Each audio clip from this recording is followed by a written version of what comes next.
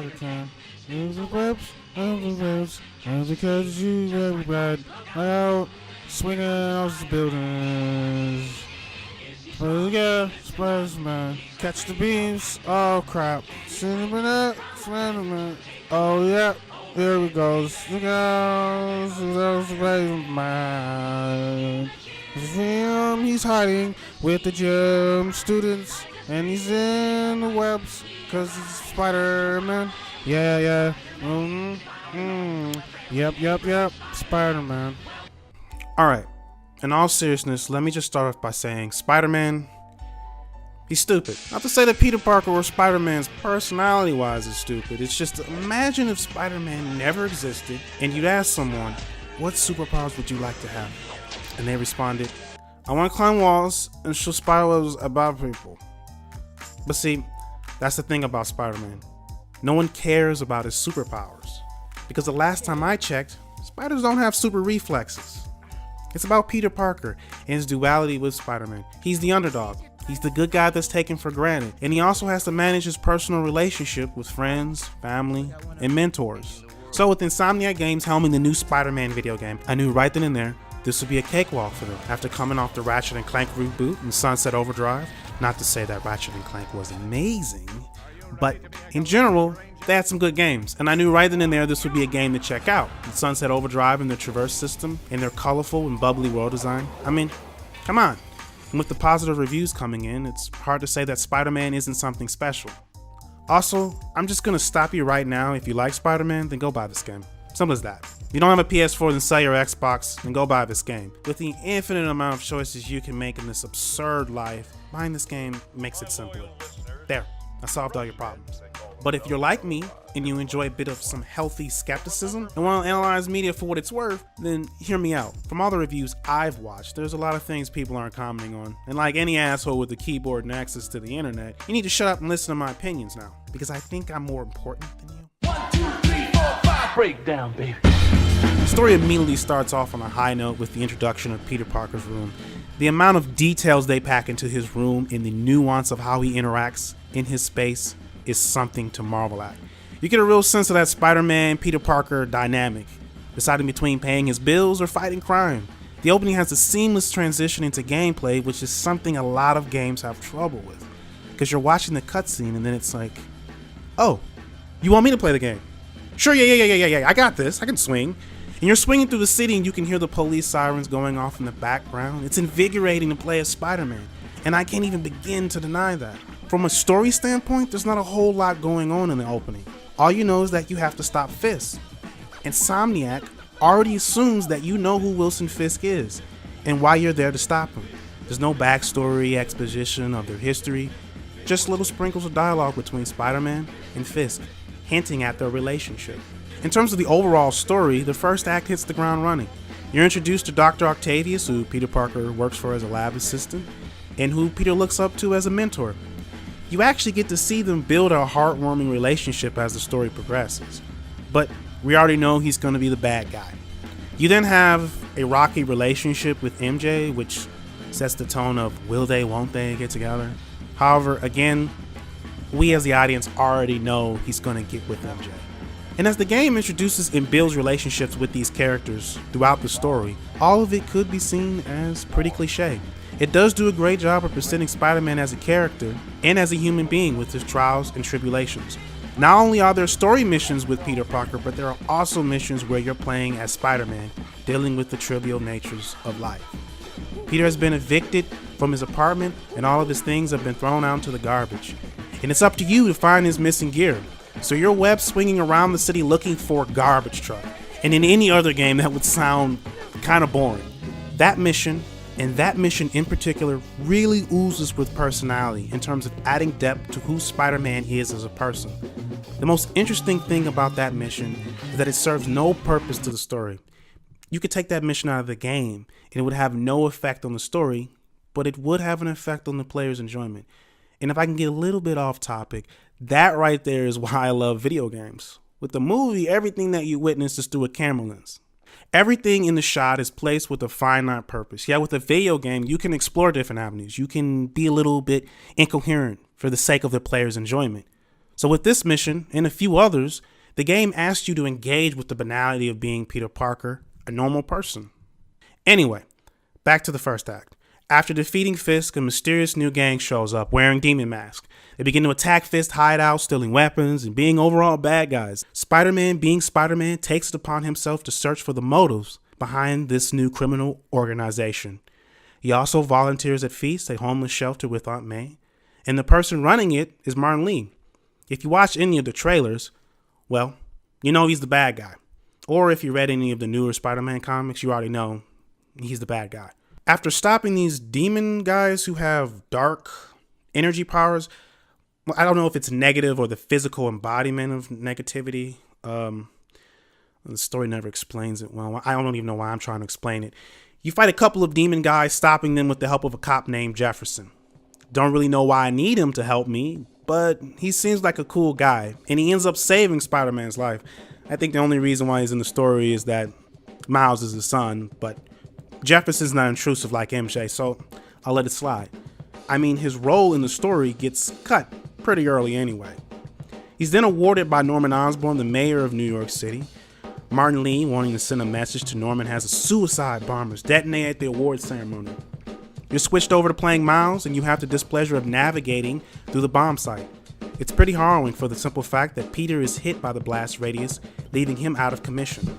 You have to witness a wounded Peter Parker and a crying Mary Jane from a third-person perspective. I was unsure of what was going to happen next. I had this feeling of ambivalence. After the whole ordeal, the game enters into the second act, and at this point, the story begins to build up to something. You're introduced to Silver Saber at this point. Norman Osborn hires a mercenary group as his private army.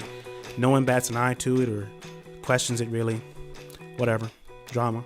At first I thought, oh, cool, Silver Saber. I wonder what they're gonna do with her. Fuck all. She does nothing in terms of the story besides showing up, bitch slapping Spider-Man and threatening him. And for the most part, you're doing more of the same. Now you know who the main bad guy is. The story does get a little bit repetitive, especially with MJ and Miles' stealth sequences. Eventually you find out that Martin Lee goes by Mr. Negative and that he's after the Devil's Breath. While trying to stop Mr. Negative from getting his hands on it, we run into Tombstone, a lesser Marvel supervillain that you don't take down in the main mission, but you get a crack at him in the side mission, which was pretty fun, and I actually enjoyed it. After doing some more sleuthing, you discover that Martin Lee is searching for scientists behind the Devil's Breath. You then set off to find this mysterious scientist with the connections to the Devil's Breath at a Halloween party. That was definitely a fun mission for the interactions alone. But you don't really learn anything about Martin Lee's goals, so you break into an Oscorp building, which just has me going, why didn't you do that from the get-go? So while in Norman's office, there's just this laughable PowerPoint meant to convey what the Devil's Breath is. I don't know. Isn't this some kind of super serious secret? Wouldn't you have some kind of safeguard on this? Whatever. Spider-Man finds out that Morgan Michaels is the head scientist behind the Devil's Breath. MJ, being an overall annoyance, breaks into a heavily armed Sable outpost to question Mr. Man-Bun about Morgan. This leads into an argument when Spider-Man, sensing MJ in danger, comes to her rescue.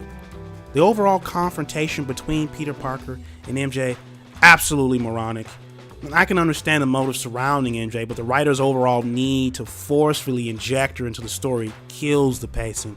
She is a screeching bus full of children being driven off a cliff. It's the only way I can describe her in terms of the story. I don't care for her, but we'll get into that later. Following this, Mr. Negative captures Morgan, the head scientist behind the Devil's Breath, and an all-out chase begins. Hands down, both hands on the table, this leads to one of the best Spider-Man chase sequences to date.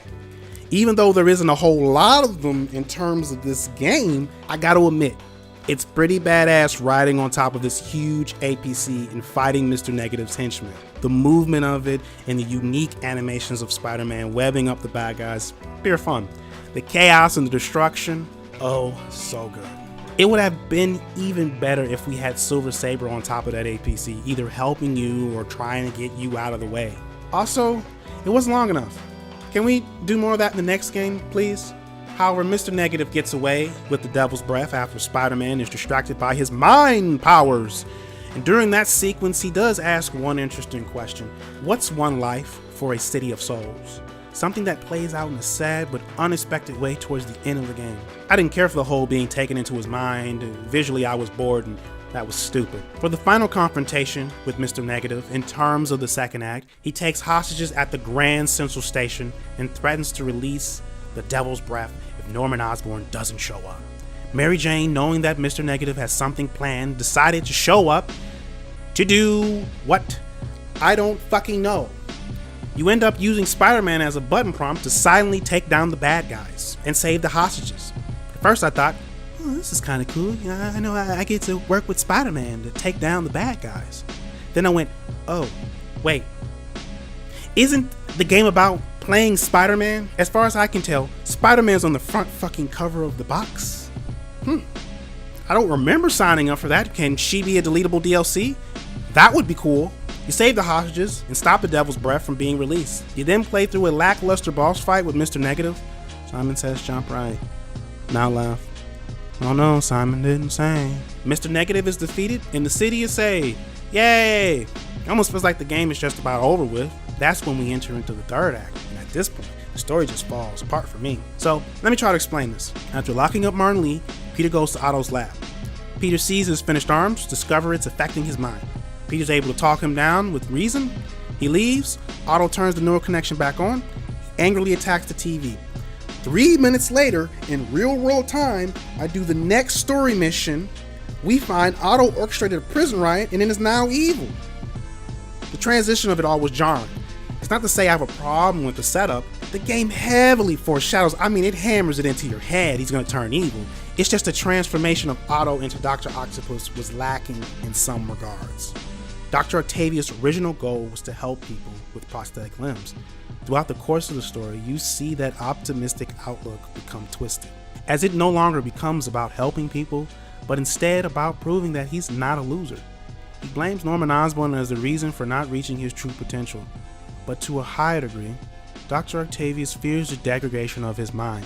He wants to surpass the physical limitations of his body. We discover he has some kind of neurological disorder that could eventually leave him in a vegetative state. With a combination of all these factors, we see a good man turn into a villain. But what the writing is, which is not amazing, it still conveys a touching story, and at some points, and I emphasize that, some points, it hits those high notes like Naughty Dog.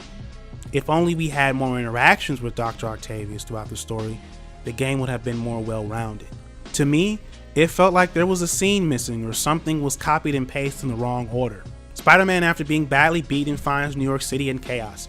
You're then tasked with taking down Electro, Vulture, Rhino, Scorpion, and Mr. Negative once again. You get to fight two of them at the same time. For Electro and Vulture, you get a pretty sweet aerial battle going on, which you don't get a lot of. If I haven't mentioned by now, there's a lot of times where you're fighting bad guys in enclosed spaces. So, I like it.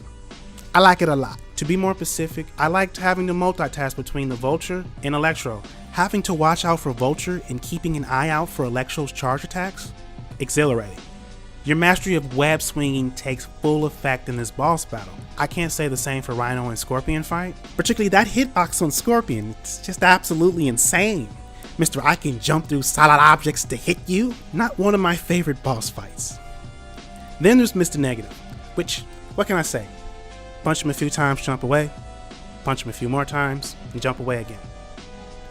Not interested. What I'm getting at is Mr. Negative doesn't stand out as a villain. I think Insomniac lacked the confidence to have Mr. Negative be the big bad villain for this game. And in that lack of confidence, the story definitely falls short. For the majority of the second act, which is when you get more face to face with Mr. Negative, he doesn't even really acknowledge Spider-Man. Doesn't want to fight you, sets no plans and motions to capture Spider-Man or kill you unless you're standing near him. He doesn't even feel like a threat to you. That's not to say his powers aren't threatening, or Mr. Negative couldn't be a threatening villain. I have an issue with the overall execution.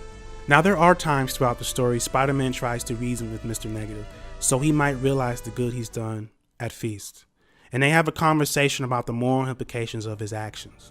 I do have to note, those conversations definitely hit on the themes of Spider-Man, of science gone wrong, the bad implications that come with power and the responsibility to do the right thing. Insomniac did an amazing job with that, and even more so with Otto's character development. The last boss fight with Doc Ock isn't all that great from a gameplay perspective, and I'll talk about that later. The conversation you have with Doc Ock is something I can relate to on a personal level.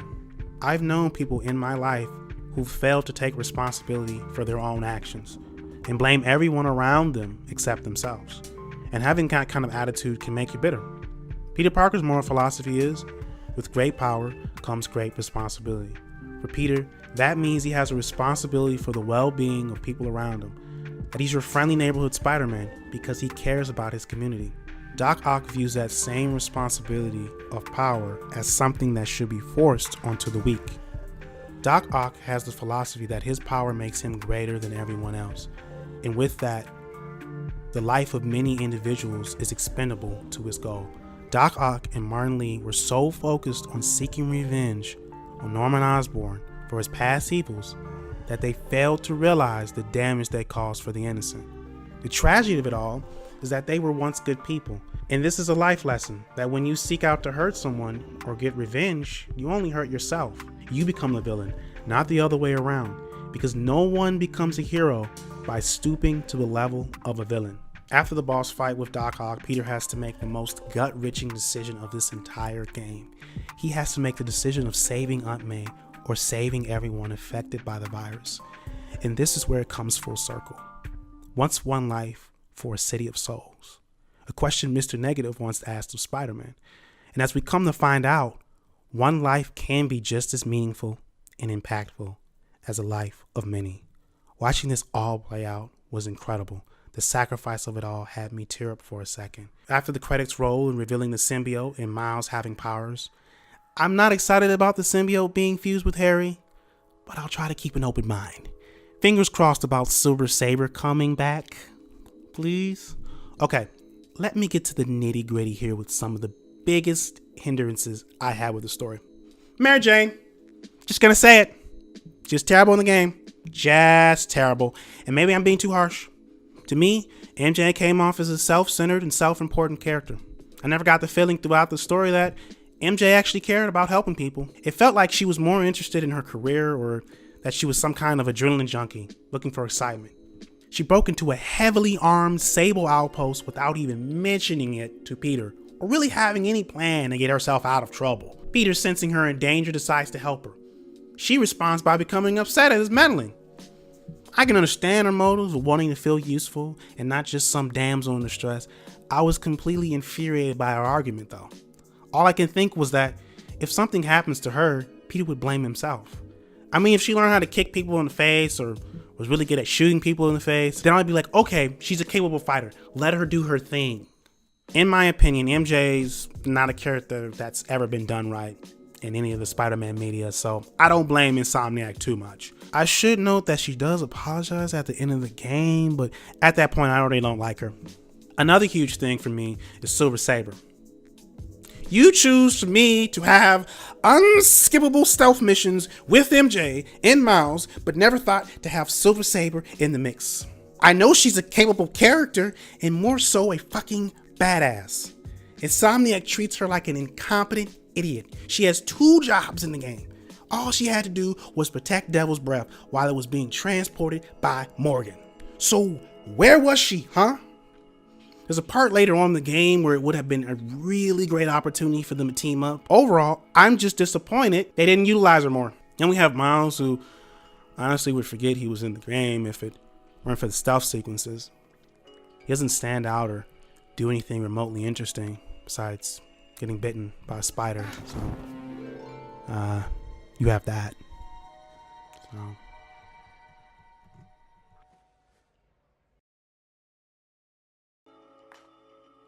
With the animation and the fluidity of movements, you can't help but feel enthralled by the button input Spider-Man performs. The agility at which Spider-Man dodges and the inclusion of gadgets adds a certain level of depth to the combat. However, there is a simplicity in the combat which leaves me wanting at times, particularly in the variety of combos Spider-Man can perform. I definitely feel there is room to grow in terms of combo selection. As it stands now, I find it to be novel, something that can grow tiring after extended playthroughs. The gadgets definitely make up for it offering you the ability to play around with some features. This isn't to say the combat is in any way lackluster. The ability of Spider-Man to take advantage of his surroundings with throwable objects and webbing enemies to the wall is pretty astounding. Once again, I have to make a reservation for the inability to have enemies hit each other. I think this is a major oversight on Insomniac's part. Spider-Man isn't a strong hero, and in fact can die from a well-placed bullet. So it only makes sense to me that Spider-Man would use his agility to have other enemies take each other out. Now, when it comes to the bosses of this game, their battles can be somewhat underwhelming. Essentially, these encounters can result in nothing more than dodging the boss's attack continually until they grow tired. This is a really limited way to design a boss encounter, because outside of these encounters, you have a certain freedom on how you wish to attack your enemies. You can web them up, you can use your gadgets, you can use stealth, you can hit them with random objects. Another point of how underwhelming these boss encounters can be is that some of them take place in enclosed arenas, which eliminates your ability to use web swinging effectively, which is integral to Spider-Man. With a combination of these two factors, oftentimes it feels as though I'm being funneled through a QuickTime event. As my actual damage to the boss doesn't matter, but instead, how many times did I activate the QTE? The spectacle of it all is amazing, and you'll easily look past the QTEs for the simple novelty of it all. But when you pull back the webs, you see what I did there? I made a little spider, the webs. You'll find these bosses to be sad excuses for challenging. Now, when it comes to the open world aspect of Spider-Man, I find it breathtaking, and I enjoy the world design of Spider-Man. At times, it feels as though I'm web swinging through a living, breathing New York City. Now, when it comes to the activities one can perform in this open world, they Ubified it. I'm sorry to say it, but Ubisoft goofed them up pretty good. They turned exploration into a meaningless task of towers, strongholds, and random events. It doesn't ruin the game, but I did wish I was able to meaningfully interact with the New York City besides taking pictures. I mean, if you take the time to complete some of these activities, you can get unique suits, which, I enjoyed. Also, you get some pretty interesting boss encounters with Taskmaster, Tombstone, and you have a run-in with Screwball, lesser known villain for Spider-Man. And anyway, I can forgive them for having that Ubified element because, like I said, you get some interesting content. Also, the research stations are the only content I could do without. For what Insomniac did with this IP is inspiring. What they have planned next for Spider-Man, holding my breath. Because there were some elements that hindered my enjoyment. Mary Jane! The voice acting is amazing, particularly from Yuri Lowenthal. The vocal range on this guy, phenomenal. At times I could really feel the emotion of Peter Parker bleeding from my TV. I would note that some of the side missions, voice acting really drops in quality. You're a little weird, but you got a good heart. Have you got somewhere to go? I can take care of myself. I'm sure you can, but just in case, there's a place called the Feast Center. Seen it. I don't want charity. They got the best wheat cakes in the city, hands down. Mom used to make those. Haven't had any in a long time. The best way I can summarize this game is that it's like an iPhone. It's new, it's fun, it's better than the past iterations. But when the newer version comes out, will you even want to come back to the old one? I already know there's a smartass out there going, well, Spider-Man 2 for PlayStation 2, I would go back and play. No, you won't. Stop lying. Stop it. Like you're really going to go down into your basement or attic and find that dusty ass copy of that game to play. Stop it. Just stop lying. Also, on a side note, can we get rid of the weird hallucination thing that seems to happen in every open world game? I know it's the developer's way to make the player engage with the character's emotional trauma. It's been done to death already for me, so let's just put our brains together and come up with something new. Entertain me, because my life is meaningless and lacking in purpose. Also, the music's overrated and it all sounds the same to me. Okay, thank you for watching.